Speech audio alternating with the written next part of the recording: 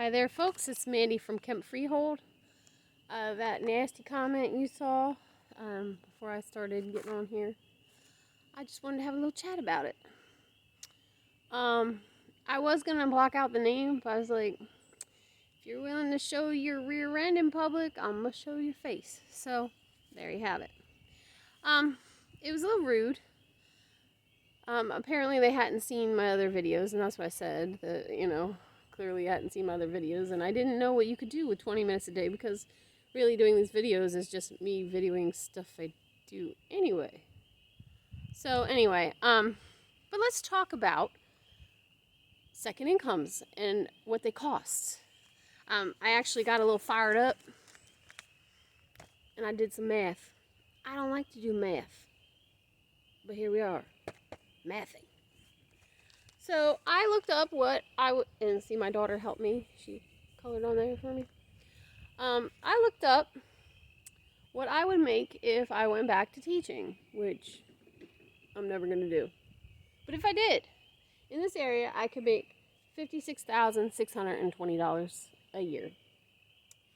With the tax rate, I figured 10% taxes, which it wouldn't be 10% taxes because it would kick my husband and I up into the next tax bracket. But we'll go with that just for simplicity's sake. So that leaves me at $50,958. Let's assume I got a job at the nearest school. It is 10 miles away. Gas these days would be 2 gallons per day because I drive a Suburban. That would be almost $10 a day in gas. All right, just that. And that's assuming that I get a daycare that is close to the school I'm working at. My monthly rate would be $4,246. Daycare for 2 children. I about had a heart attack. I had no idea that it would be that expensive.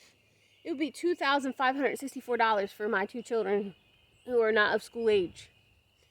The gas would be $500 a month. And that's just for running back and forth to school, not anything else. My electric bill would leave me with $1,514 would be left after gas. That's what it was. And then, see, I told you I don't do math. I taught English. Electric bill would be up because I wouldn't be home to use the pellet stove. And the pellet stove saves us quite a bit of money to heat our home. It's a 2,600 and something square foot house. I mean, that sounds really big and opulent, but it was built in the 1800s and it's falling down and needs some work. But still, so I assumed $100 going up would be about fair for not being able to use the pellets. Our grocery bill would be up at least $100. I'm sure it would go up more, but let's assuming we don't eat out for convenience sakes, and it's just a matter of me not being able to make my homemade meals. All right, so that's another $100. So that leaves me $1,314.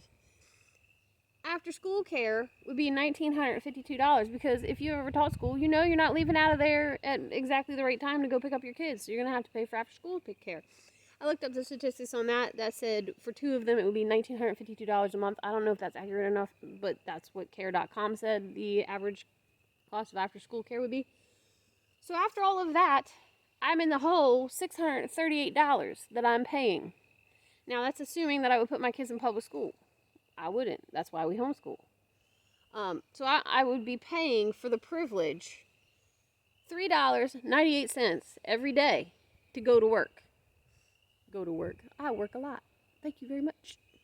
And that would not include things like increased clothing costs. I kind of wear scrubs all day. I would have to buy new clothes. I'd have to buy new clothes for the kids because they would either need uniforms or they would need better clothing because they run around and tear the knees out. I swear Kaz has razor blades for knees. We would probably be eating out, and I would have to skip all the cost saving measures that I do at home. So that's why it costs. It would cost for me to go to work. Now, if your work is valuable to you on a personal level, hey, go for it. But if you are a double income family with children, I recommend you do this math for yourself. You might find that you're actually paying to go to work or only getting a very small amount. And why I couldn't work off shifts from Matt is his job is very unreliable with what times he gets home. He has some weeks he works 76 hours a week. So we wouldn't be able to rely on him for childcare. Is it really childcare if your parent is doing it? Anyway, so for that person, thank you for watching the video, making a comment.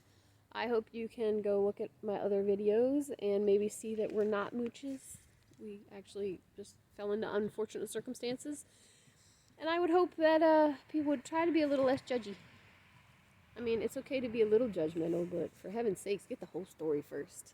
Alright, that was my little rant. Talk to y'all later. I have some more homesteading and prepping stuff coming up rather than a little grumpy little grump. Bye.